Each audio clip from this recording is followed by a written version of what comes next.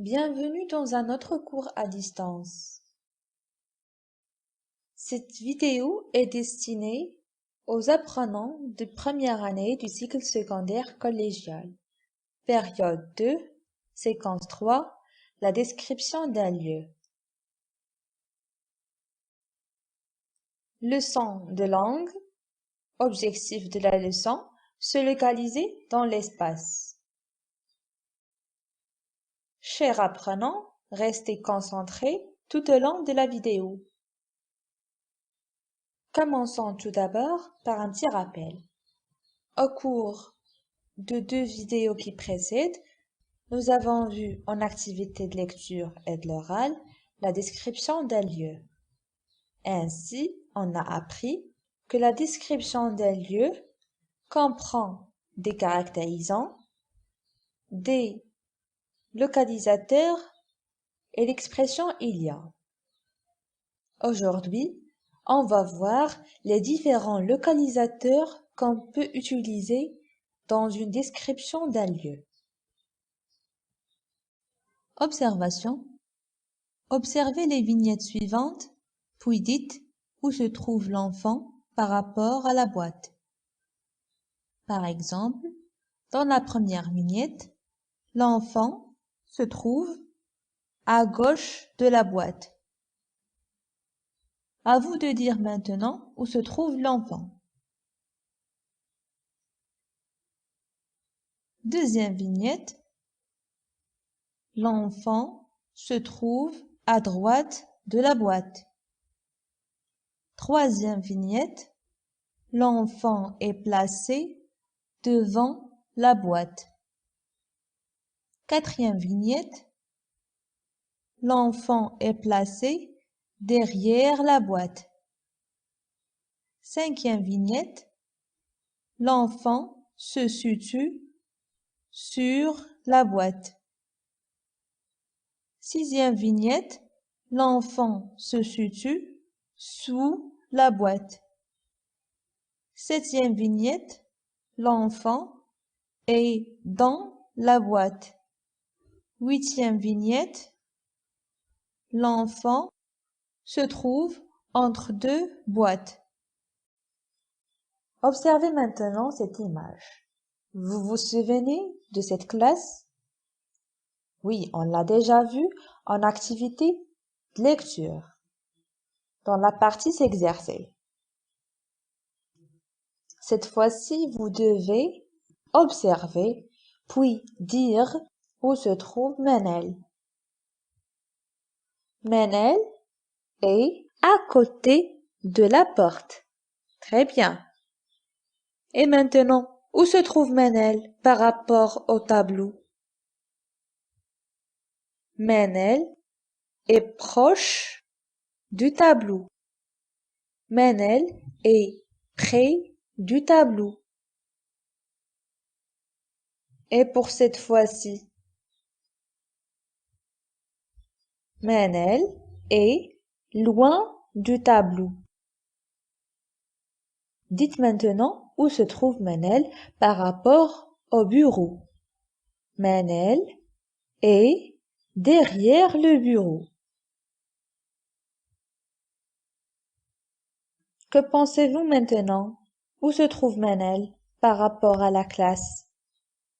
Manel est au milieu de la classe. Bravo. Passons à la troisième image. Vous savez cette carte-là, c'est la carte du Maroc. Et voilà une boussole située tout à droite de la carte. La boussole nous permet de savoir les directions. Le nord et le sud, l'est et l'ouest. Par exemple, la ville de Tanger se trouve au nord du Maroc. La ville d'Oujda se trouve à l'est du Maroc. La ville de Casablanca se trouve à l'ouest du Maroc. Et la ville de Goulmim, où se trouve Goulmim? Au sud du Maroc. Très bien. Alors, qu'est-ce qu'on comprend? On comprend que l'ensemble des mots qu'on vient de découvrir, ce sont des expressions qui permettent de localiser les personnes et les objets dans l'espace. Par exemple, à gauche, à droite, sous, dans, entre, près, loin, au centre. Très bien. Retenons. Certaines expressions permettent d'indiquer la position d'un objet, d'une personne ou même d'un lieu. Voici quelques mots et expressions qui permettent de localiser et positionner dans l'espace. Près, à côté d'eux, à proximité. Ces localisateurs permettent d'indiquer que la distance entre les deux éléments est très petite. Là-bas, au loin, au bout. Cette fois-ci, ces localisateurs permettent d'indiquer que la distance entre les deux éléments est grande. Là-haut, au-dessus, au-dessous, sur.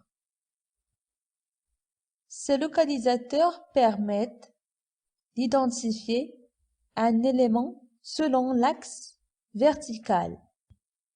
Ça veut dire du haut vers le bas. Dans, à l'intérieur, à l'extérieur, au milieu, au fond, à droite, à gauche. Ces localisateurs permettent d'identifier ou bien de présenter un objet dans tous les axes. Au nord, au sud, à l'est, à l'ouest. On utilise ces localisateurs pour indiquer l'endroit d'un lieu.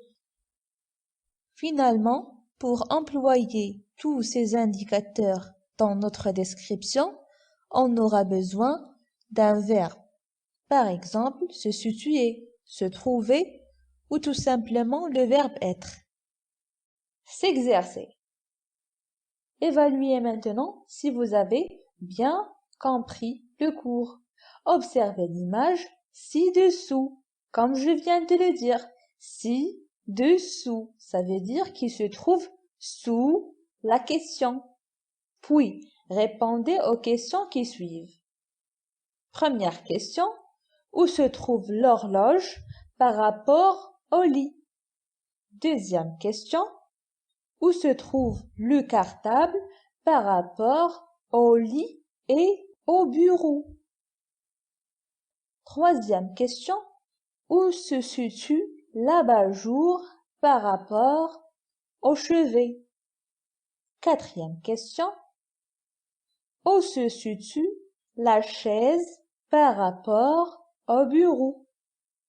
Dernière question, où se trouve l'ordinateur par rapport au bureau? Bon courage! À la prochaine leçon! Vous trouverez le cours en fichier PDF sur ma page Facebook. Abonnez-vous à ma chaîne pour recevoir toutes nouveautés.